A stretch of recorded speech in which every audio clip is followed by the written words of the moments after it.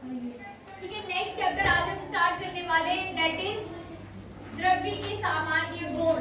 ठीक है ना, द्रव्य के सामान्य गुण। हम उपग्रह नहीं पढ़ रहे ना, ठीक है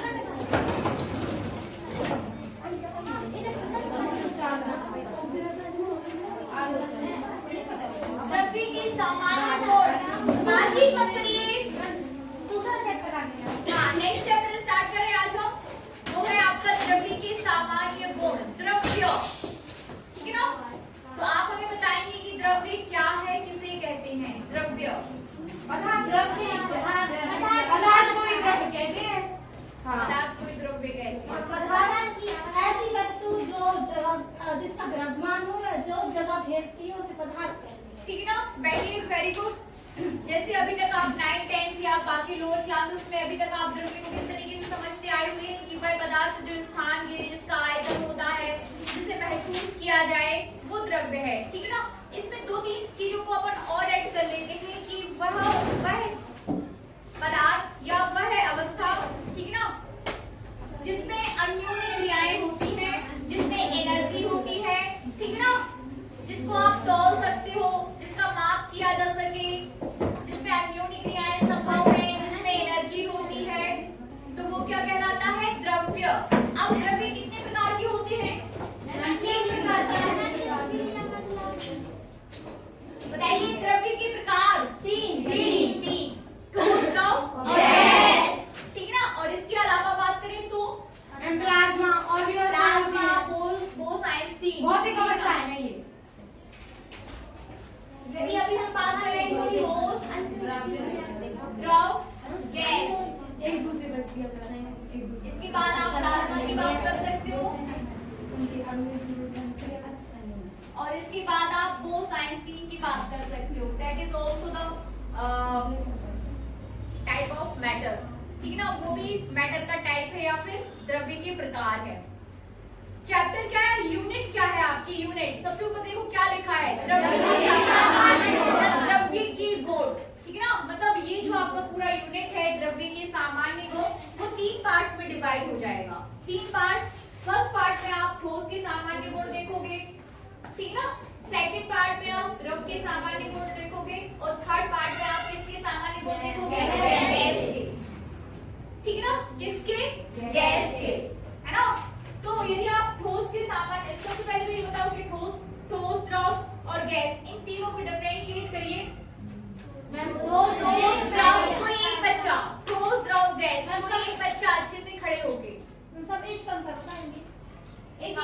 जितना आप बोलना चाहते हो, एक बच्चा ही एक बार में बोले, जितना आप बोलना चाहते हो। ठोस द्रव्य की वह अवस्था है जिसमें पदार्थ के कणों के बीच सबसे कम जगह होती है।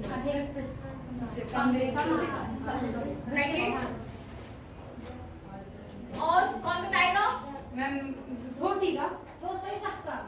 जो आप बोलना चाहे ठोस, द्रव, गैस के बारे में।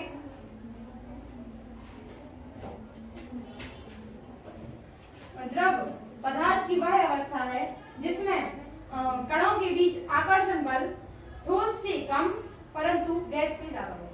ठोस से कम परंतु गैस से ज्यादा। ठीक है, और गैस के बारे में और बताइए कोई एक। हाँ बताइए किरण। गैस, हाँ गैस। गैस द्रव की वह अवस्था है जिसमें उसके अणुओं के बीच सबसे अधिक रिक्त स्थान होता है। ठीक है, बैठिए। मतलब हम इसके ज्यादा टाइम नहीं लेंगे ठोस, द्रव, गैस को डिफरेंशिएट करने में, क्योंकि आप समझते हो कि ठोस क्या है, द्रव, गैस क्या है और द्रव क्या है। ठीक है ना, बबली ठोस का उदाहरण दो फटाफट। बर्फ ठोस का उदाहरण है। Very good. और बताइए, बैठिए, ठोस का उदाहरण दीजिए। मुस्कान एग्जाम्पल दीजिए ठोस का। ये कोई भी दे दो, कितनी सारी वस्तुएं तो दिख रही हैं।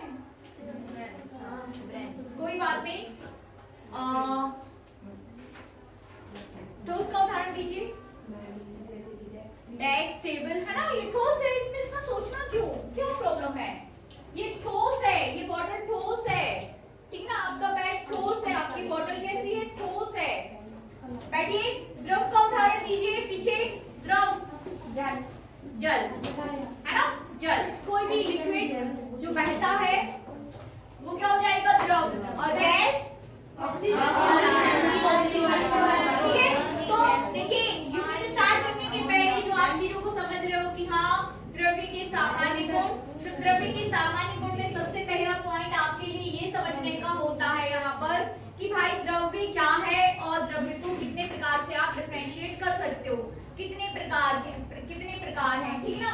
तो आप ठोस को बहुत अच्छे से समझते हो, आप द्रव को बहुत अच्छे से समझते हो और आप गैस को भी बहुत अच्छे से समझते हो, ठीक ना।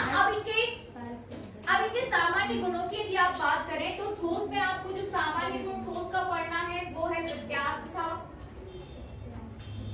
प्रत्यास्थता, ठीक ना। ठोस के यदि सामान्य गुणों की बात करें तो उसमें आपको क्या पढ़ना है, प्रत्यास्थता। द्रव्य के सामान्य गुणों की बात करें तो इसमें आप क्या पढ़ोगे, श्यानता, पृष्ठ तनाव, श्यानता और पृष्ठ तनाव,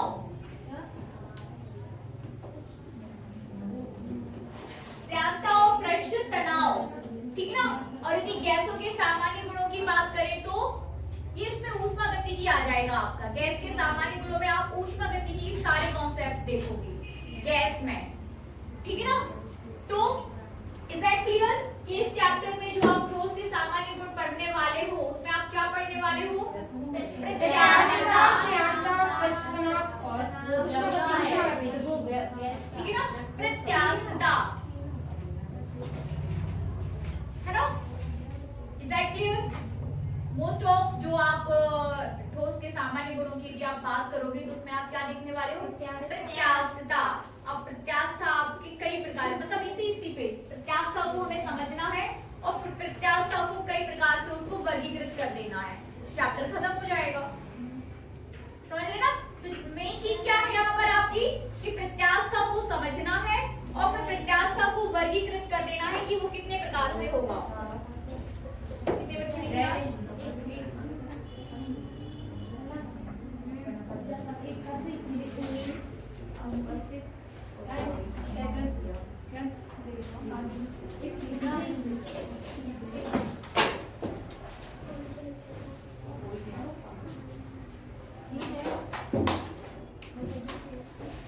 ठीक है ना।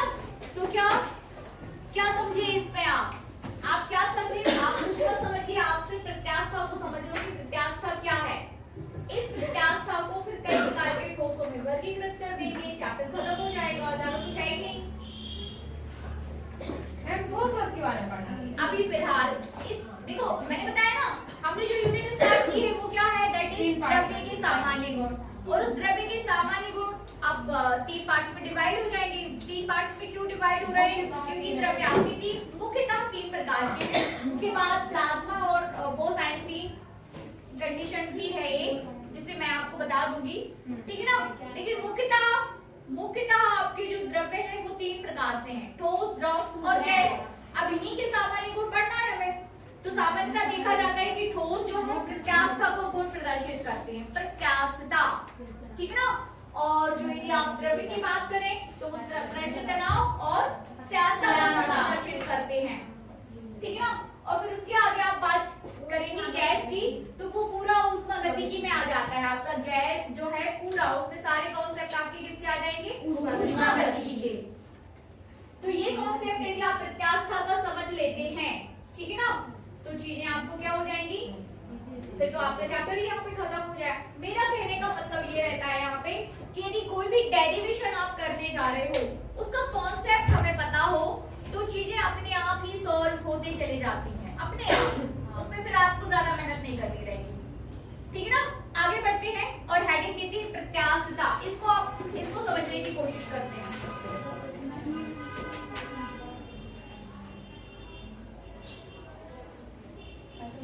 प्लाज्मा पे भी डिस्कस करेंगे हम किसी दिन, ठीक है ना।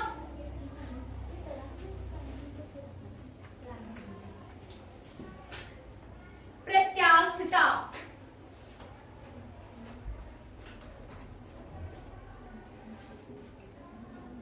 ठीक है।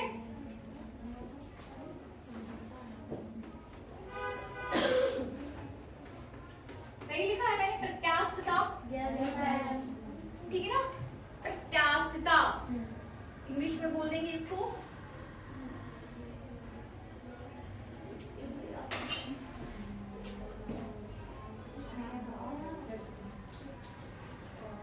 इलास्टिसिटी, है ना। एक प्लास्टिक वर्ड होता है और एक इलास्टिक वर्ड होता है। इलास्टिक समझते हैं आप? इलास्टिक क्या होता है? इलास्टिक छोटा नहीं तो वापस आ जाता है ना, वरना छोटे बच्चे समझते हैं ना, वही है इलास्टिसिटी। अब क्या पढ़ना है इसमें? और क्या चैप्टर खत्म? चलो नेक्स्ट पे आते है कि नहीं? वही है वो छोटे बच्चे की जो रबर पैंट्स में हम लगाती है ना इलास्टिक, आपने सुना ना इलास्टिक? इलास्टिक सुना है सभी ने? इलास्टिक में रबर आप खींचते हो आपके हिसाब से, आप उसको अपना बना लेते हो, फिर उसको छोड़ देते हो तो आपके हिसाब से वो क्या हो जाता है? एडजस्ट हो जाता है बच्चे की कमर में। वही है इलास्टिक, ठीक है ना। चलिए ध्यान दीजिए, यहाँ पे हम इसमें इलास्टिसिटी देख रहे हैं किसमें? नहीं रिपीट में नहीं होता, होता होगा मुझे, मैंने तो काफी टाइम से रिपीट में यूज नहीं किया। हाँ मैं पढ़ता हूँ। चलो भाई पढ़ लेते हैं थोड़ा ध्यान से। देखिए यहाँ पे इलास्टिसिटी को ध्यान से देखो।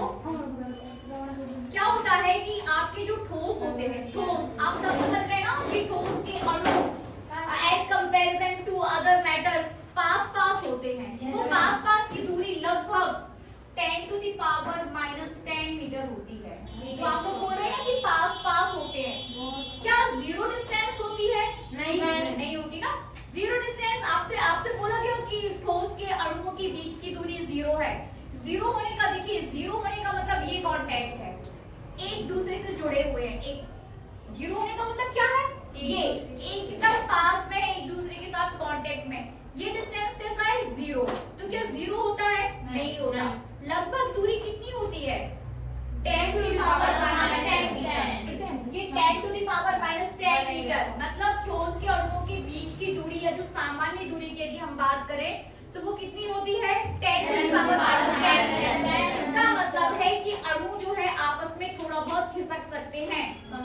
अभी यदि ये डिस्टेंस की यदि हम बात करें तो ये डिस्टेंस कैसा हो गया? जीरो। अभी तो वो नहीं खिसक सकते। खिसक सकते हैं क्या? नहीं खिसक सकते, जगह ही नहीं ना खिसकने के लिए। लेकिन यदि इसी को थोड़ा सा हम ऐसा कर दें तो ये फिर आपस में इनके पास जगह है खिसकने के लिए, है कि नहीं? आपस में जगह क्या है? खिसकने के लिए। तो वो दूरी कितनी है? 10 to the power -10 मीटर। जैसे ध्रुवों में आप बढ़ते जाओगे, ठोस से द्रव और द्रव से गैस पे, तो ये डिस्टेंस दो अणुओं के बीच का कैसा हो जाएगा? बढ़ता जाएगा। लेकिन अभी हम बात करेंगे किसकी? ठोस की। तो that is 10 to the power -10 meter, ठीक है ना। बातचीत नहीं। तो ऐसा माना जाता है कि ठोस के जितने भी अणु हैं, ठीक है ना, वो इस एक जब चूंकि जगह है उनके पास एक दूसरे के साथ ऐसे मूव होने के लिए उनके पास जगह है, मूव होने के लिए जगह है, तो ऐसा माना जाता है कि ठोस के सभी अणु किसी स्प्रिंग के भांति एक दूसरे के साथ जुड़े हुए हैं, मतलब खिसक सकते हैं। तो जैसे ही आप किसी ठोस पर बल लगाओ, ठीक है ना, जैसे ही आप किसी ठोस पर हम क्या लगाते हैं? बल लगाते हैं। बल लगाने से क्या होता है कि वो अणु थोड़ा सा दब गए तो उनकी आकृति और आकार में परिवर्तन हो जाएगा। जिस वस्तु पर आपने बल लगाया, जैसे मैंने इस पर बल लगाया, ठीक है ना, जैसे कि मैंने इस पर बल लगाया, बल लगाने से क्या होगा कि इसके अणु चूंकि जगह है 10 to the power -10 मीटर, तो क्या होगा कि वो थोड़ा सा कैसे हो जाएंगे? दब जाएंगे, ठीक है ना। और जैसे ही आप बल को वापस करोगे एज इट इज, वो अपनी पोजीशन पे कैसे? पूर्वावस्था में वापस आ जाएंगे। बात समझ रहे हैं? पूर्वावस्था में क्या आते हैं? वापस आ जाते हैं, ठीक है ना। आपने बल लगाया, वस्तु के आकार और आकृति में परिवर्तन हो गया, लेकिन जैसे ही आप बल को क्या करोगे? छोड़ दोगे, तो हटा दोगे। आप अपने बाह्य बल को क्या करोगे? वापस ले लोगे, हटा लोगे, जो भी आप बोलना चाहें। तो वस्तु क्या है? पूर्वावस्था में वापस लौट आती है। तो आकार में परिवर्तन और फिर वापस से आकार को प्राप्त कर लेना, ये ठोसों का गुण है। इस प्रकार का गुण प्रत्यास्था कहलाता है, ठीक है ना। इस प्रकार का गुण क्या कहलाएगा? प्रत्यास्था। अब इस प्रत्यास्था वर्ड में कई सारे वर्ड्स और छुपे हुए हैं, जैसे कि प्रत्यास्था को आप समझ गए, प्रत्यास्था गुणांक, प्रत्यानयन बल, विरूपक बल और विरूपण, कई सारे वर्ड आ रहे हैं, इनको अपन एक साथ देख लेते हैं।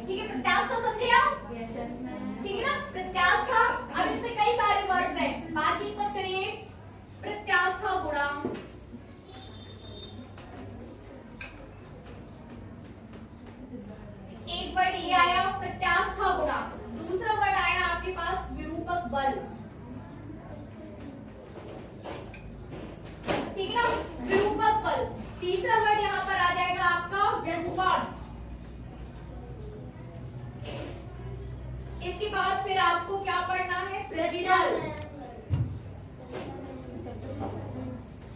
और स्ट्रेंथ। प्रतिबल और स्ट्रेंथ को क्या बोलते हैं, ठीक है ना, अभी इतना ही सीखिए। सबसे पहले इसको देखिए, विरूपक बल, प्रत्यानयन बल, ठीक है ना, एक विरूपक बल है, दूसरा आपके पास क्या है, प्रत्यानयन बल। एक और वर्ड है प्रत्यानयन बल, ठीक है ना।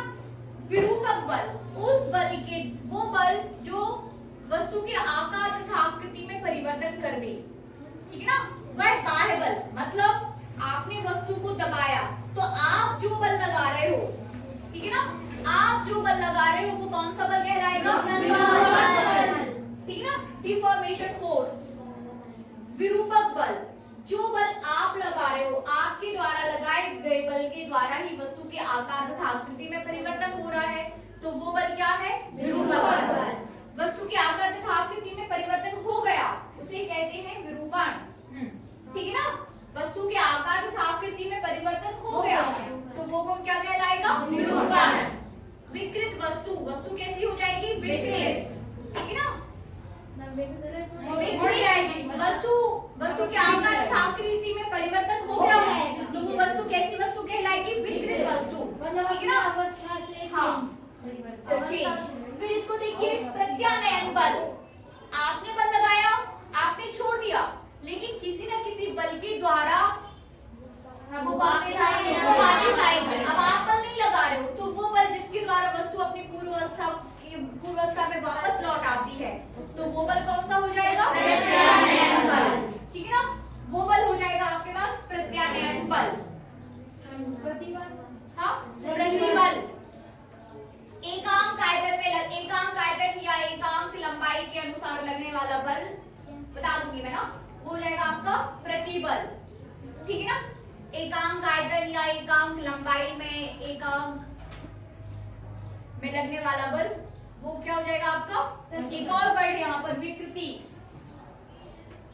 इतने वर्ड आपको यहाँ पे सीखना है, ठीक ना, एक एक करके हम इस सभी पर आएंगे, ठीक ना। तो यही है, इन्हीं कॉन्सेप्ट पर बेस्ड जो है हम डेरिवेशन करेंगे, ठीक है ना, इन्हीं कॉन्सेप्ट पर कि आप बल लगा रहे हो, वस्तु वापस आ रही है, विरूपक बल, प्रत्यानयन बल। तो आप यहाँ पे विरूपक बल को भी समझिए, आप यहाँ पे प्रत्यानयन बल को भी समझिए, ठीक है ना। अब ये कॉन्सेप्ट आपको क्लियर हो गया।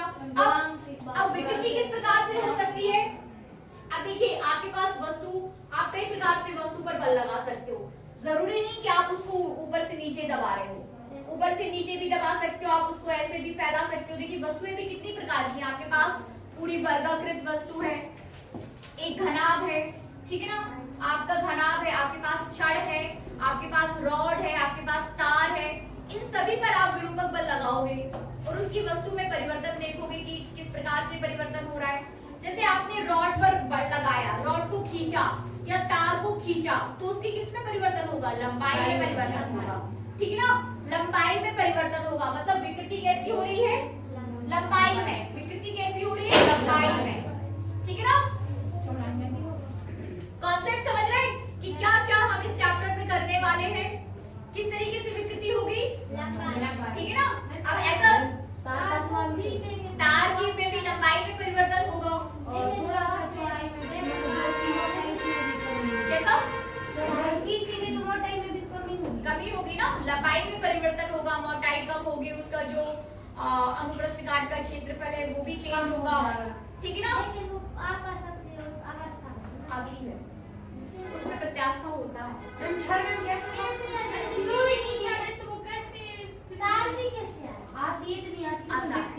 हाँ होती है, ठीक है ना, होती है। सबसे प्रत्यास्थ, देखिए आप बोल रहे हो, अब यदि देखिए आपसे बोला जाए कि आप रबर, बातचीत मत करिए, आप रबर और इसका कंपैरिजन करें रबर और स्टील का, तो प्रैक्टिकली स्टील ज्यादा इलास्टिक है रबर की अपेक्षा, मतलब स्टील जो है ज्यादा इलास्टिक है, उसमें ज्यादा अच्छा प्रत्यास्था का बोर्ड पाया जाता है रबर की अपेक्षा। ठीक है ना, ये चीजें प्रूव हो जाती है, अपन उसको प्रूव भी करेंगे। ठीक है ना, तो बात यहाँ पर मैं ये बोल रही हूँ आपसे कि अब आप पर डिपेंड करेगा कि आप उसमें कैसे बल लगा रहे हो, किस तरीके से बल लगा रहे हो। ठीक है ना, किस प्रकार से आप उसको ऐसे भी दबा सकते हो, ठीक है ना, आप उसको ऐसे खींच भी सकते हो, और आप उसका एक फेस कांस्टेंट करके दूसरे फेस पर भी बल लगा सकते हो। कांच में भी हो सकता है। कांच पर बल लगाने से कांच टूट जाता है वही ना, कांच पर बल लगाने से कांच क्या है, टूट जाएगा। थोड़ा सा भी उस पर फोर्स लगाओगे तो वो टूट जाएगा और फिर वो वापस नहीं आता है। मतलब उसका प्रत्याश कम है। प्रत्यास्थ ही नहीं है, वो अप्रत्यास्थ वस्तु है। ठीक है ना, कांच क्या है, अप्रत्यास्थ वस्तु। वो सभी वस्तुएं जिस पर बल लगाने से वस्तुएं टूट जाएं और वापस ना आए तो वो अप्रत्यास्थ हो जाएंगी।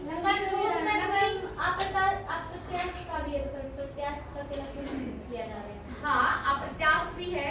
ठोसों में कुछ ठोस आपके प्रत्यास्थ होते हैं तो कुछ ठोस आपके अप्रत्यास्थ भी होते हैं। ठीक है, हेडिंग दीजिए प्रत्यास्थ था, थोड़ा सा नोट करिए इसमें।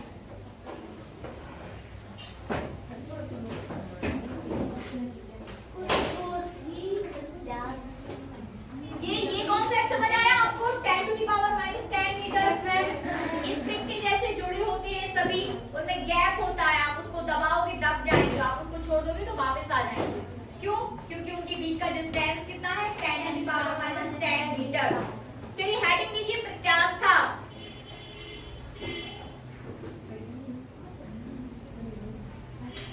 प्रत्यास्थ पदार्थ का वह गुण है, प्रत्यास्थता पदार्थ का वह गुण है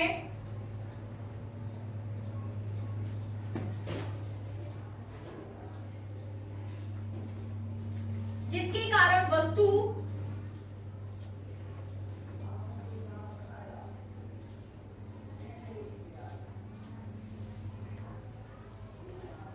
जल्दी जल्दी लिखो, जिसके कारण वस्तु उस पर लगाए गए बाह्य बल, उस पर लगाए गए बाह्य बल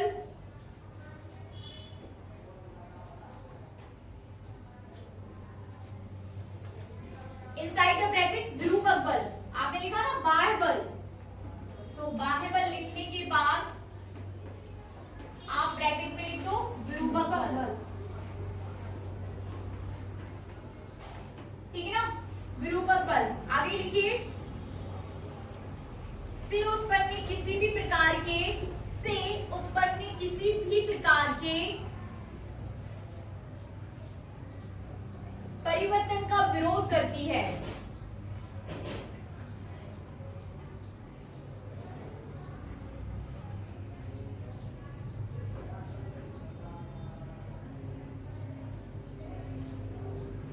तथा जैसे ही बल हटा लिया जाता है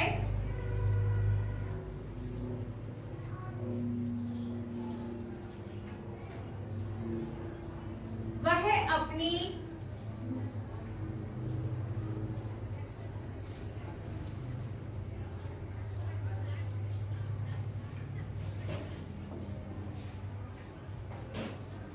पूर्वावस्था में वापस लौट आती है, वह अपनी पूर्वावस्था में वापस लौट आती है।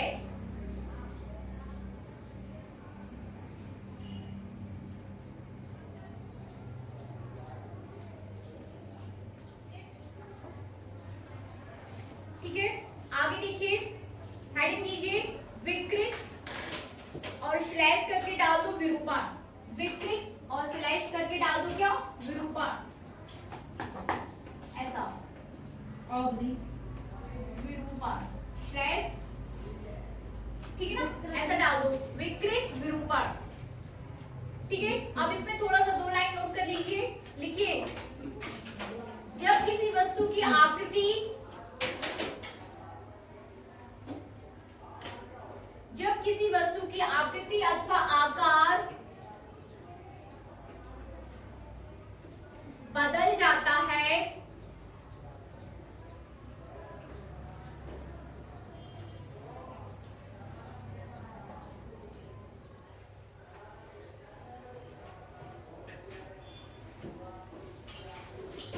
तो उस वस्तु को विकृत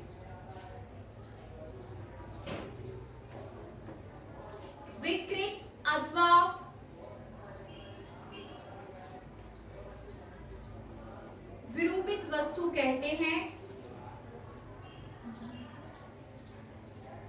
विरूपित वस्तु कहते हैं, विरूपित वस्तु कहते हैं। इस प्रकार की क्रिया को विरूपण कहते हैं। ठीक है ना, ये जो क्रिया है वो क्या हो जाएगी, विरूपण, विकृत, विरूपण। ठीक है ना, वो क्रिया क्या हो जाएगी, विरूपण। ठीक है, चलिए तो आपने प्रत्याशा देख लिया, आपने विकृति देख ली। अब ठीक है, लिखिए होमवर्क, गृह कार्य में डाल दो। आपको लिखना है, आपको पढ़ के आना है, प्रत्यास्थ वस्तुएं, अप्रत्यास्थ वस्तुएं। ठीक है ना, प्रत्यास्थ और अप्रत्यास्थ में अंतर लिख लो वहीं आगे डालो होमवर्क, वहीं डालो होमवर्क और लिख लो प्रत्यास्थ वस्तुएं, अप्रत्यास्थ वस्तुएं, प्रत्यास्थ तथा अप्रत्यास्थ वस्तुओं में अंतर। डेफिनेशन भी लिख के आ रही है। सब कुछ, प्रत्यास्थ तथा अप्रत्यास्थ वस्तुओं में अंतर।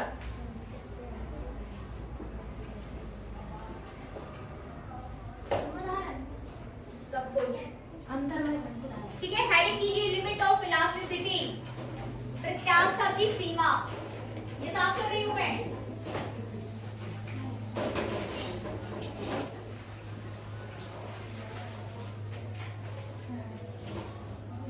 प्रत्यास्थता की सीमा, सीमा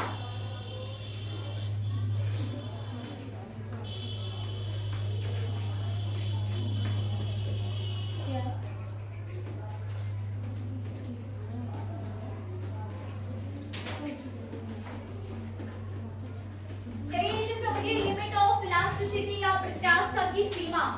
यानी कि मेरे पास तार है, मैं तार को खींच रही हूँ, वापस छोड़ रही हूँ, तार अपने पूर्वावस्था में वापस लौट आया, फिर मैंने विरूपक बल लगाया, फिर छोड़ा, फिर वापस आ गया, लेकिन फिर मैंने छोड़ा, लेकिन वो तार जाके क्या हुआ, टूट गया, खत्म। तार है, उस पर मैंने 500 ग्राम का वेट को लटकाया, तार फैल गया, फिर मैंने वेट को बढ़ाया, उसको 1000 ग्राम कर दिया, तार फिर से फैल गया, कोई दिक्कत नहीं। लेकिन और फिर मैंने जैसे ही उसको 1.5 किलो कर दिया या 1500 ग्राम कर दिया तो तार टूट गया, तो उसकी भी एक लिमिट है। ठीक ना, उसकी भी क्या है, लिमिट है कि वो वापस पूर्वावस्था में आने की भी उसकी भी एक लिमिट है। एक लिमिट के बाद वो उसकी प्रत्यास्थता खत्म हो जाएगी। ठीक है ना, समझ रहे? एक लिमिट के बाद, समझ रहे हो ना, समझ रहे ना कि एक लिमिट के बाद उसकी प्रत्यास्थता क्या होगी, खत्म हो जाएगी, वो अप्रत्यास्थ जैसा काम करेगा। हाँ ठीक है ना, टूट चुका है वो, है ना। Is that clear? उसकी भी क्या है, लिमिटेशंस है कि एक लिमिट तक ही वो, एक सीमा तक ही वो प्रत्यास्थता का गुण प्रदर्शित करेगा। इसको भी नोट कर लो, पूछ लिया जाता है कभी कभी। तो विरूपक बल के परिमाण की वह सीमा, ठीक है ना, अपन वेट लगा रहे थे ना, बल लगा रहे थे, बल लगाया खींच गया, बल लगाया खींच गया, लेकिन एक बल लगाने के बाद वो क्या हो गया, टूट गया। तो फिर विरूपक बल के परिमाण की वह सीमा, विरूपक बल के परिमाण की वह सीमा, सीमा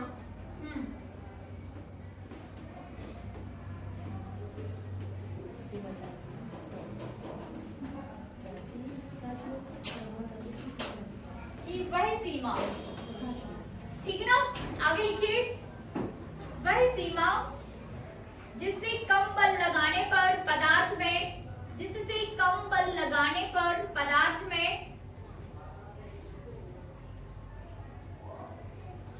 कम बल लगाने पर पदार्थ में प्रत्यास्थता का गुण, प्रत्यास्थता का गुण बना रहता है।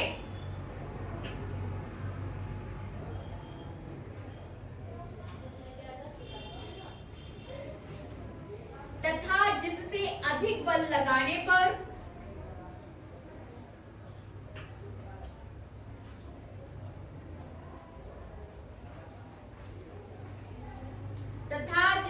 अधिक बल लगाने पर प्रत्यास्थता का गुण समाप्त हो जाता है।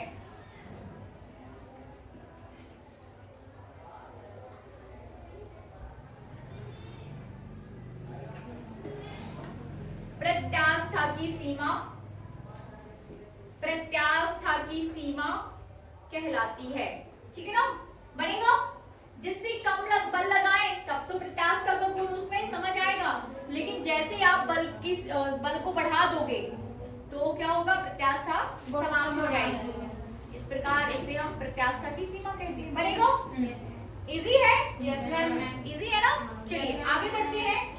प्रतिबल, सारे वर्ड्स कंफ्यूज नहीं होना चाहिए। प्रत्यास्था, विरूपक बल, प्रत्यानयन बल, प्रतिबल, ठीक है ना, इनमें आपको कंफ्यूज नहीं होना है। हेडिंग दीजिए प्रतिबल।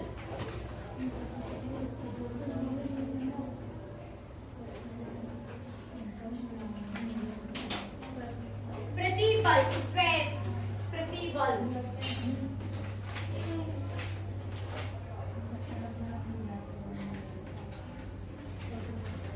समझिए, प्रतिबल को समझिए, बिल्कुल भी बातचीत नहीं। विरूपक बल समझने लगे आप? सभी बच्चे विरूपक बल को समझने लगे? कौन सा बल विरूपक बल?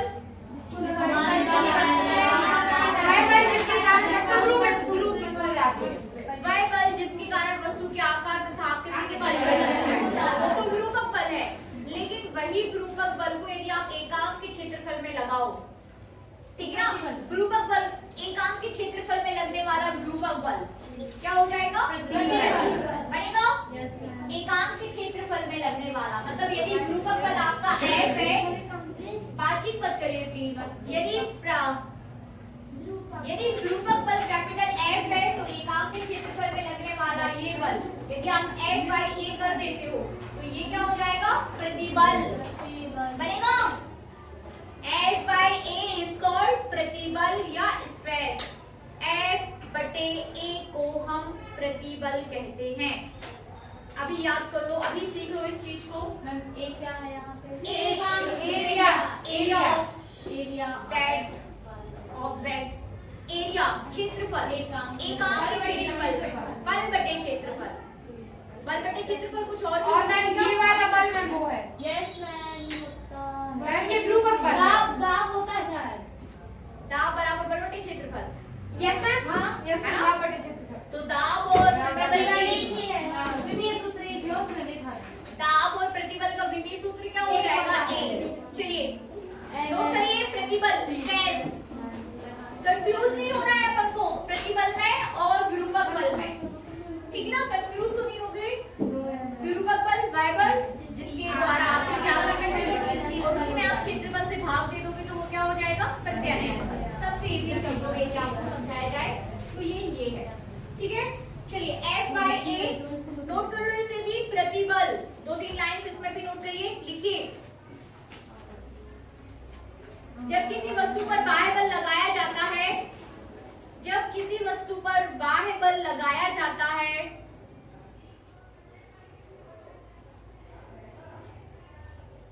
तो वस्तु की लंबाई,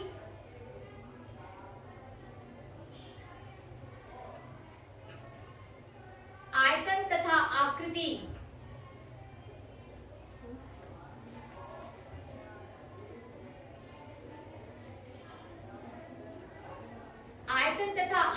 में परिवर्तन हो जाता है।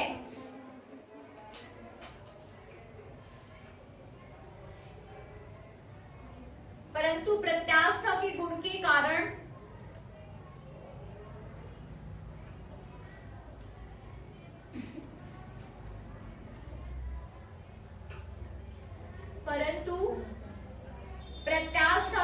के कारण वस्तु में एक आंतरिक प्रतिक्रिया बल उत्पन्न हो जाता है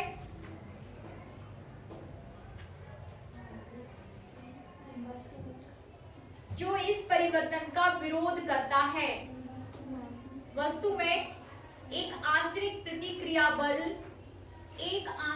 प्रतिक्रिया बल उत्पन्न हो जाता है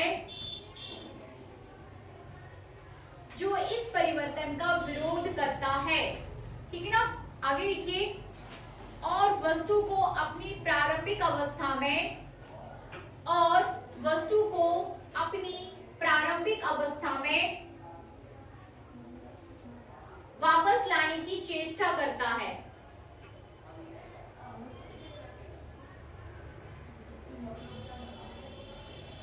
ठीक है ना? इस बल को प्रत्यानयन बल कहते हैं। इस बल को प्रत्यानयन बल कहते हैं।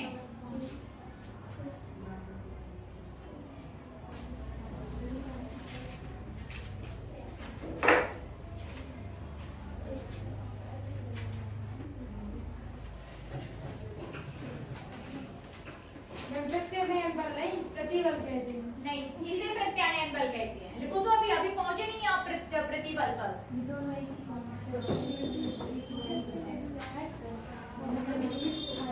वो बल आपने लिखा ना कि वो बल जिसके कारण वस्तु पूर्वावस्था में वापस लौट आती है, तो वो आपका प्रत्यानयन बल है। फिर एकांक के क्षेत्रफल में लगने वाला प्रत्यानयन बल ही आपका प्रतिबल हो जाता है। ठीक है ना? इसकी डेफिनेशन से उसकी हाँ, प्रत्यानयन बल के थ्रू आप कहां पर पहुंचोगे? प्रतिबल पर। ठीक है ना? प्रत्यानयन बल के द्वारा आप प्रतिबल पर पहुंचोगे। आगे लिखिए। तो प्रत्यानयन बल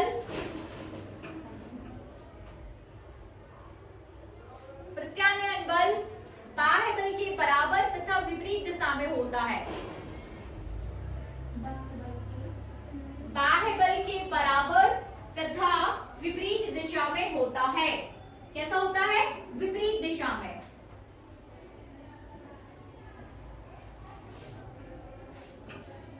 ठीक है ना?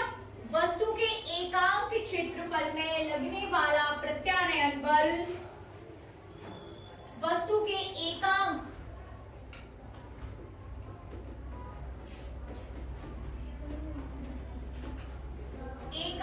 अनुप्रस्थ क्षेत्रफल में मैम क्षेत्रफल एकांक हो जाएगा तो फिर तो मैम वो बल ही बच गया। वस्तु के एकांक अनुप्रस्थ क्षेत्रफल में लगने वाला प्रत्यानयन बल प्रतिबल कहलाता है। प्रत्यानयन बल प्रतिबल कहलाता है। ठीक है ना? चलिए अब एकांक वर्ड का मतलब यहां समझ लेते हैं। आयुषी, ये चौक है। मान लीजिए कि इसकी चौक की जो लंबाई है 5 सेंटीमीटर है। अभी होगी नहीं, माना माना 5 सेंटीमीटर है। बट इसका एकांक की बात करें तो वो 1 होगा ना?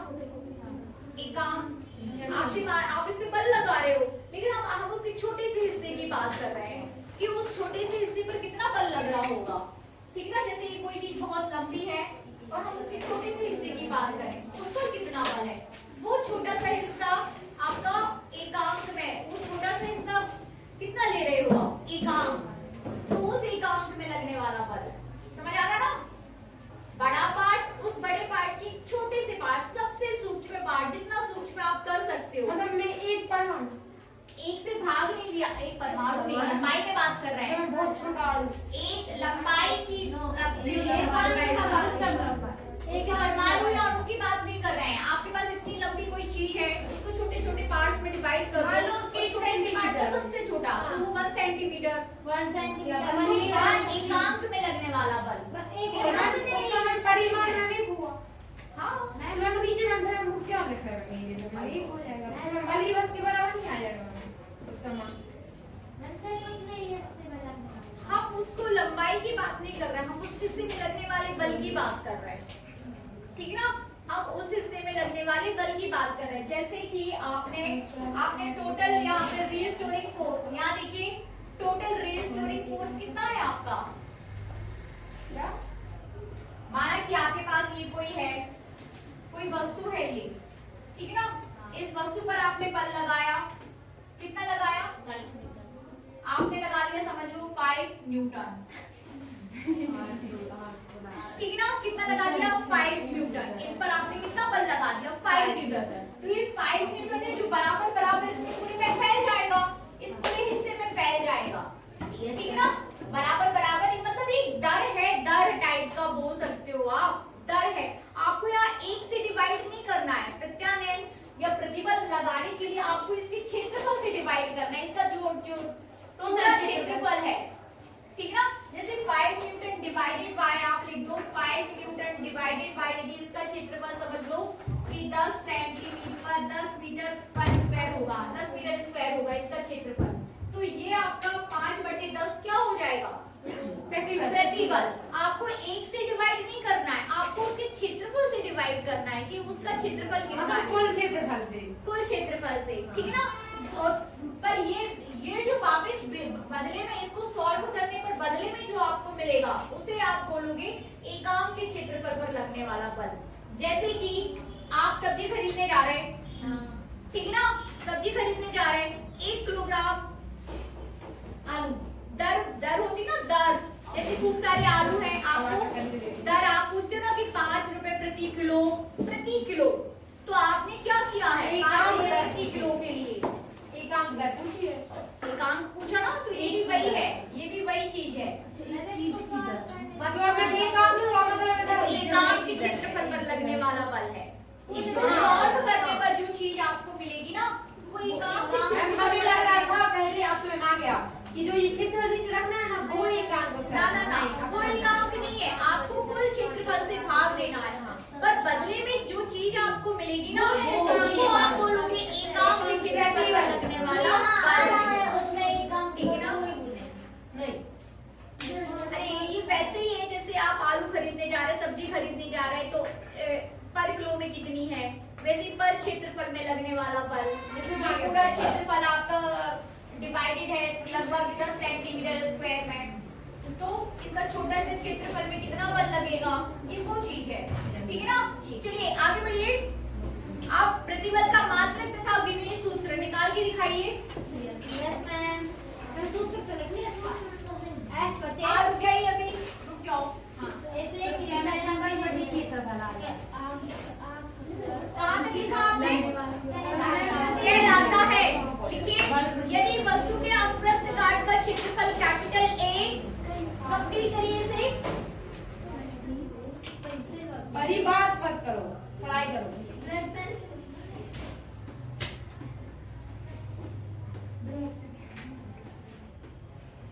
वस्तु के अनुप्रस्थ काट का क्षेत्रफल क्या हो जाए? कैपिटल A, यही लिख लो कैपिटल A, तथा प्रत्यानयन बल कैपिटल F है, तो तथा यदि प्रत्यानयन बल का परिमाण है ना, ऐसे लिखिए, तथा तो प्रत्यानयन बल का परिमाण प्रत्यानयन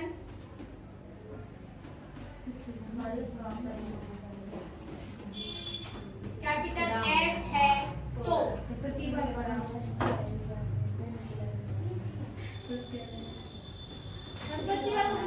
प्रतिबल बराबर क्या हो जाएगा? F by A। दर्शाते नहीं है। प्रतिबल को दर्शाते हैं ना, कई सारी चीजें हैं, अलग अलग प्रतिबल को अलग अलग, अभी इतने लिखो। प्रतिबल बराबर क्या हो जाएगा? F by A। प्रतिबल की इसका बात करोगे, मतलब कि प्रतिबल के प्रकार हैं, लिखिए, इसका मात्रक तथा विमीय सूत्र निकाल के दिखाइए। चेक करो बनना है कि नहीं, बंद नहीं हो जाओ। बाकी बच्चे इसके मात्रक तथा विमीय सूत्र निकाल के दिखाएं। इसका मात्रा होगा न्यूटन प्रति मीटर स्क्वायर।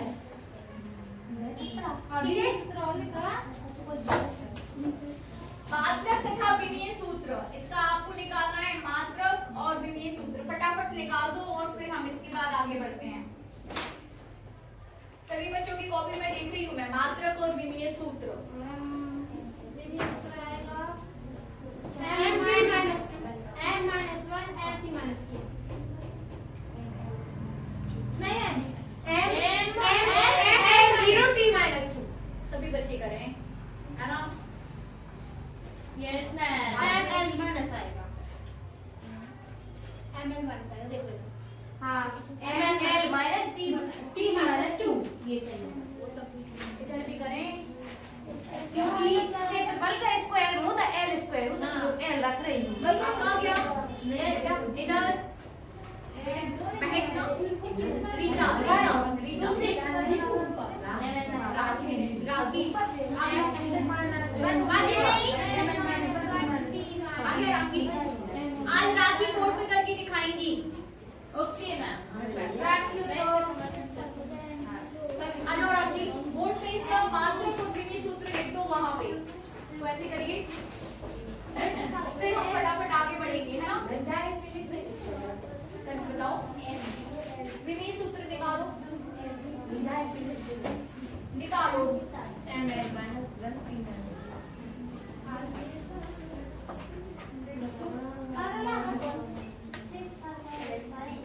यहीं पे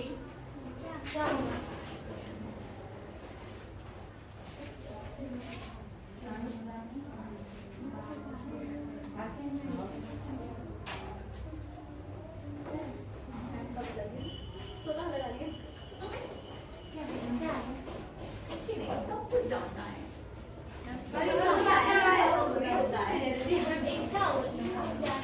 सही है?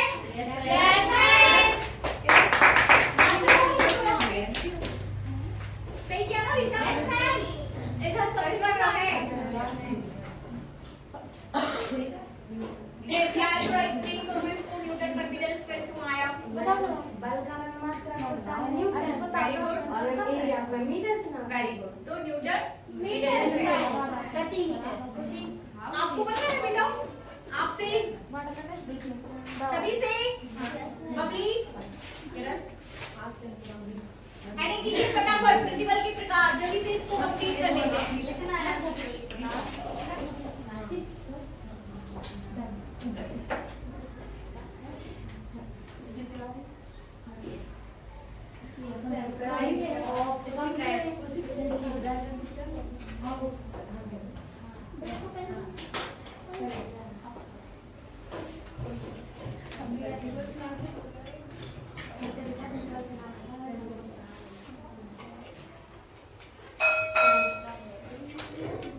ठीक है, इसको कंप्लीट करेंगे हम। प्रतिबल के प्रकार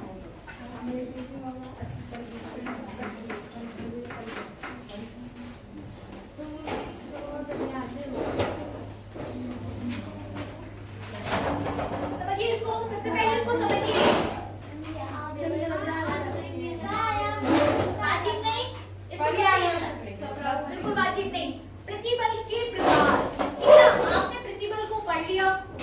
प्रतिबल equals to F by A, ठीक है ना। प्रतिबल equals to F by A। अब प्रतिबल आपका कितने प्रकार से हो सकता है? देखिए, आप वस्तु पर बल लगा रहे हो, आप वस्तु पर अभिलंब बल लगा सकते हो।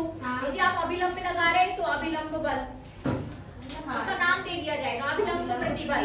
यदि आप वस्तु को उसकी लंबाई के अनुरूप खींच रहे हो तो वो लंबाई अनुदैर्ध्य प्रतिबल, लंबाई के अनुरूप खींचोगे तो अनुदैर्ध्य प्रतिबल। और यदि आप वस्तु को इस तरीके से खींच रहे हो कि उसका एक फेस स्टेबल है और दूसरे फेस को आप खींच रहे हो, जैसे ये इसका ऊपर वाला फेस क्या है, नहीं मूव हो रहा, और नीचे वाला किसी एंगल पर कैसा है, मूव हो गया, तो वो हो जाएगा विरूपक प्रतिबल या स्टेरिंग प्रतिबल, ठीक है ना। लिखिए प्रतिबल के प्रकार।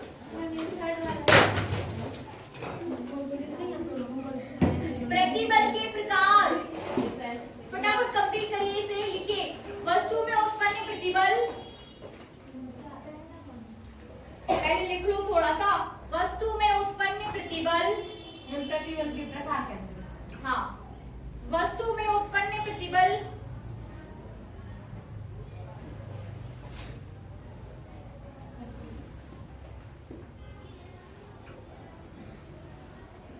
वस्तु पर बाह्य बल किस प्रकार से लगाया जाता है, इस बात पर निर्भर करता है कि, ऐसे लिख लो, जमा लो इस सेंटेंस को, कि वस्तु में उत्पन्न प्रतिबल इस बात पर निर्भर करता है कि,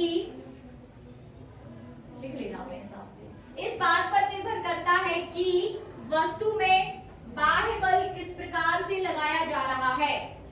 वस्तु में बाह्य बल किस प्रकार से लगाया जा रहा है, ठीक है ना।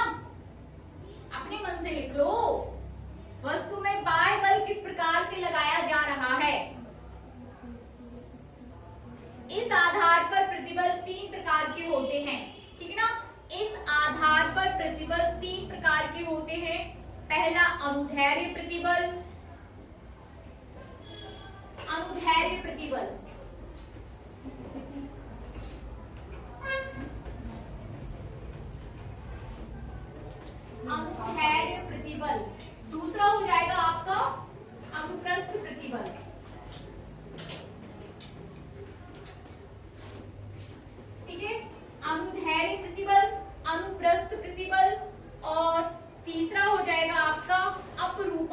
प्रतिबल, ठीक है ना। तीसरा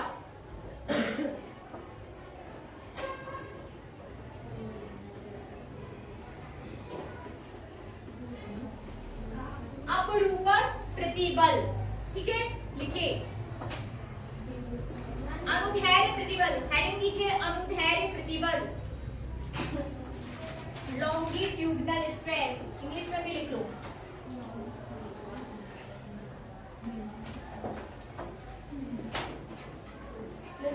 मैम इसके अंतर्गत भी लिखूंगी। हाँ, लॉन्गिट्यूडिनल स्ट्रेस, अनुदैर्ध्य प्रतिबल, शब्द से क्या समझ रहे हो आप?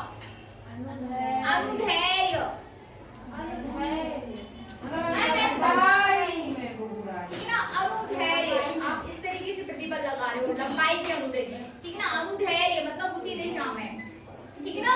लिखिए जब बाह्य बल वस्तु की लंबाई के अनुदिश, बातचीत मत करिए, जब बाह्य बल लंबाई के अनुदिश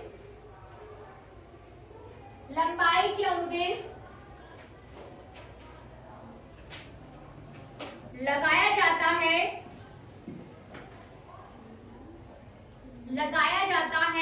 जिससे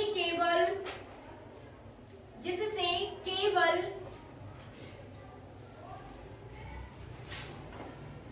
वस्तु की लंबाई में परिवर्तन होता है,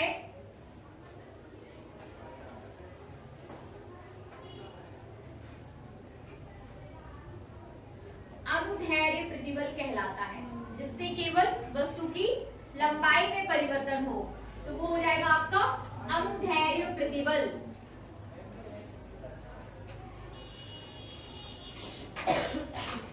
ठीक है, दूसरा लिखिए अभिलंब प्रतिबल। अभिलंब प्रतिबल आप ऐसे लगा दो कि वस्तु की लंबाई, आपकी वस्तु ऐसी खड़ी है तो ऐसे खींच दो, आपकी वस्तु ऐसे में है तो ऐसे खींच दो। चौथा है क्या कोई? अभिलंब अनुप्रस्थ नहीं, अभिलंब ही है। अभिलंब कर दो, अभिलंब अभिलंब प्रतिबल लिखिए।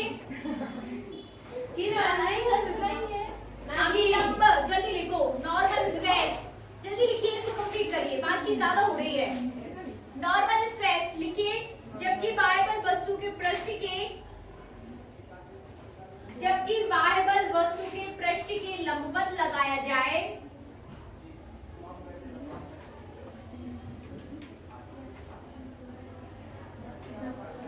पृष्ठ के लंबवत लगाया जाए तो वस्तु के आयतन में परिवर्तन हो जाता है। इस प्रकार लगाया जाए कि वस्तु के आयतन में परिवर्तन हो जाए, ठीक है ना। इस प्रकार लगाया जाए कि वस्तु के आयतन में परिवर्तन हो जाए तो वो हो जाएगा आपका अभिलंब प्रतिबल, नॉर्मल स्ट्रेस। वस्तु के आयतन में परिवर्तन हो जाए, ठीक है ना। और तीसरा लिखिए अपरूपण प्रतिबल।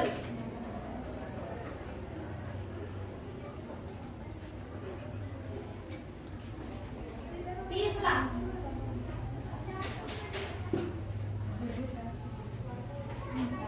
जल्दी करिए इसको, अपरूपण प्रतिबल में लिखो,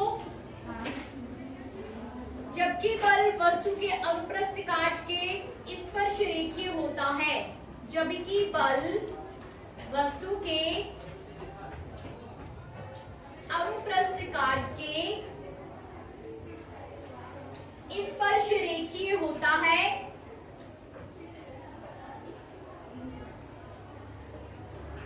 तथा जिस पृष्ठ पर बल लगता है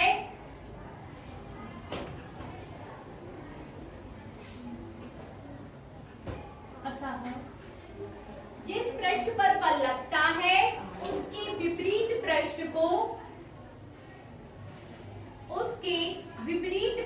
को स्थिर रखा जाता है, ठीक है ना। उसके विपरीत पृष्ठ को हम कैसा रखेंगे? स्थिर, जिससे वस्तु की आकृति बदल जाती है, जिससे वस्तु की आकृति बदल जाती है। ठीक है ना? तो ये हो गया आपका अपरूपण प्रतिबल। ठीक है, बाकी का कल देखते हैं अब हम विकृति वगैरह।